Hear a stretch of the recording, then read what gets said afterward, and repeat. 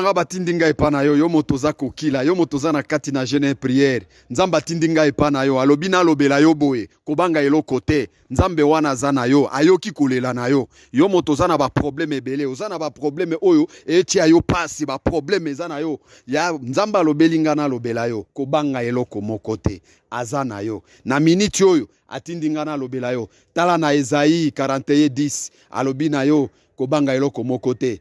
Alobi boye na ndenge pe okobanga eloko moko te, puisque yo za nzete oyo ezali na ba fruit. Nzete nyonso oyo eza na fruit babeta kango mabanga. Yango wana ndo somona ba problème wana. Mbonge wana makambo eza ebele ezoko kutana nayo. Jamais diable abundisaka ba oya ye, mais abundisaka kaka ba oya Nzambe. Yango wana Nzambe atindinga na lobela yo.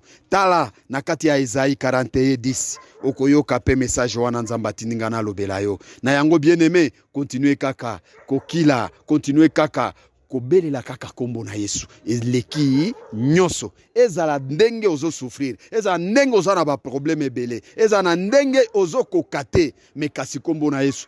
Eleki nyonso. Yango wana atindi ngai epa na yo alobeli ngai kobanga eloko moko te. Message apesi ngai eza na kati ya Esaïe 41:10. Alobeli na nga kobanga eloko moko te. Na moment oyo yango wana nde message na ona natindeli yo lelo. Message na osi ozwi yango. Ngai na se débarrasser kana mukumba wana. Kasi etikali kaka yo kondima na yo epesa mela yo. Kondima na yo Nzambe wana azomona yo. Kondima na yo yango epesa mela yo. Donc ezala sir que non mabondeli na yo déjà Nzamba yo ki yango. Loba amen.